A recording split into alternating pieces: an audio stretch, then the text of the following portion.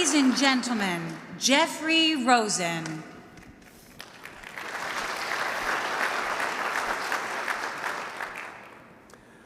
Welcome, friends, to the National Constitution Center and to the 2023 Liberty Medal.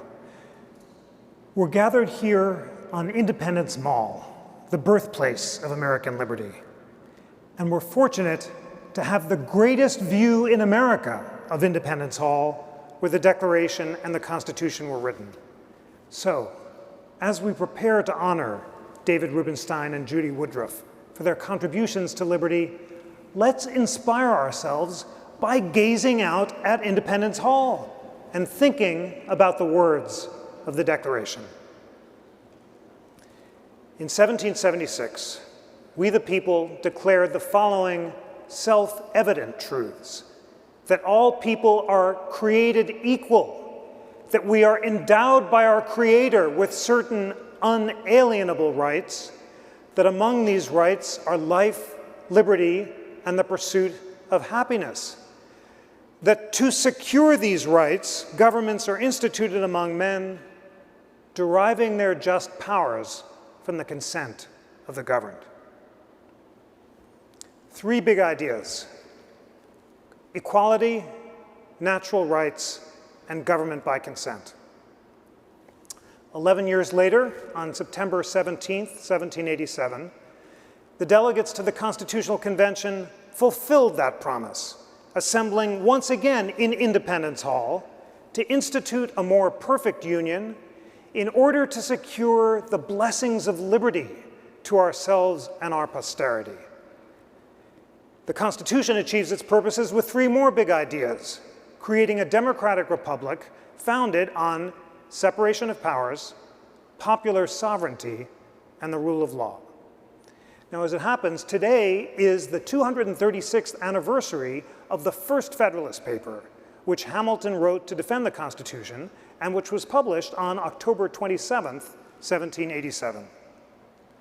2 years later, as extra security for the blessings of liberty, we the people adopted a Bill of Rights. Now, unfortunately, the Bill of Rights was proposed in New York, not in Philadelphia. But fortunately, we've spared you the need to interrupt this program by bringing the words of the Bill of Rights to Independence Mall. And now, friends, I want you to gaze on the words of the First Amendment, which are shining behind me and in front of you, and reflect on them. The 5 freedoms of the First Amendment are all aspects of freedom of conscience, which Thomas Jefferson said in the Virginia Bill on Religious Freedom was the first of our unalienable rights. In other words, the Declaration of Independence recognizes liberty of conscience as an unalienable right. The Constitution protects it by creating a limited government with no power to infringe it. And the Bill of Rights reminds all Americans, including judges, of the urgent need to preserve, protect, and defend it. From the Declaration to the Constitution to the Bill of Rights, the blessings of liberty have come full circle.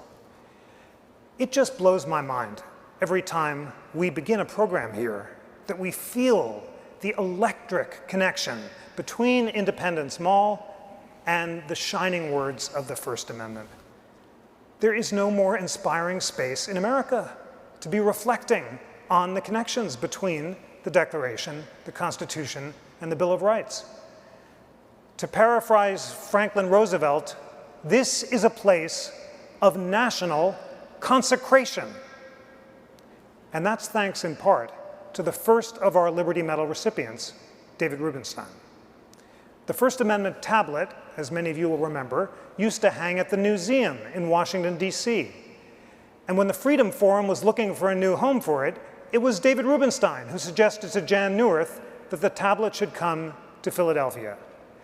With philanthropic support from Judge Michael Ludig, who is here with us, this vision became a reality. The NCC is not the only historic space that David Rubenstein has transformed through patriotic philanthropy, which is a term he coined to describe his efforts to preserve historic documents and buildings in order to educate Americans about their history and heritage. David Rubenstein has made transformative gifts to preserve other historic spaces, including the Washington Monument, the Jefferson Memorial, the Lincoln Memorial, Monticello, Mount Vernon, Montpelier, the Library of Congress, and the Holocaust Museum. In addition, he's brought historic documents, including the Declaration, the Constitution, the Bay Psalm Book, the Emancipation Proclamation, and lent these documents to institutions including the State Department, the National Archives, the Smithsonian, and the National Constitution Center. You can see his stone copy of the Declaration of Independence next to Signers Hall, and his 13th Amendment is downstairs in our gallery of the Civil War and Reconstruction. He has conducted interviews with American historians and thought leaders about the American idea, which have been broadcast on PBS and collected in his best-selling books. All of David Rubenstein's patriotic philanthropy is based on the idea that, as he puts it, those who remember the past are condemned to repeat it. Well, that's the Harvard philosophy professor George Santayana, and David quoted Santayana and then adds his own true observation that a knowledge of history is likely to help individuals, and perhaps especially policymakers, to avoid the mistakes of the past and make better decisions about the future. We're also here to honor a great American journalist, Judy Woodruff. Judy Woodruff has set out to understand the causes of and potential solutions to polarization in America. She was named White House correspondent for NBC News in 1776, America's 200th birthday. In 1982, she wrote a book about her experience.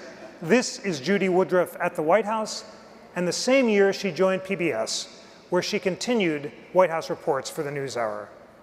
She spent the 1990s at CNN, where she hosted Inside Politics, anchored the documentary series Democracy in America, and then returned to PBS in 2006, where she spent nearly 2 decades as anchor of the NewsHour. And just last year, she decided to step down from PBS and the NewsHour to take on the inspiring PBS project we're here to discuss tonight, America at a Crossroads. She's conducting interviews across America, trying to understand the urgent question of why Americans seem so divided and whether or not our divisions can be healed. During the past year, Judy has interviewed scholars, public officials, local journalists, historians, and citizens of diverse perspectives to explore what unites us and what divides us, and whether or not we are still committed to the American idea in these perilous and challenging times.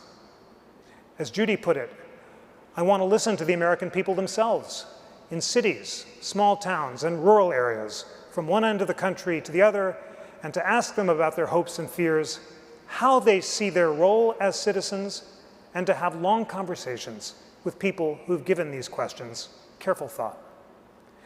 We're here to award the 2023 Liberty Medal to David Rubenstein and Judy Woodruff for their inspiring work in modeling and promoting conversations about the shared values of liberty that unite Americans. Later in this ceremony, Sharon Percy Rockefeller will join me here on stage to present David and Judy with the Liberty Medal. But first, I'd like to have a conversation with David and Judy about what they've learned from their conversations across America, about what unites and what divides us. Please join me in congratulating David Rubenstein and Judy Woodruff.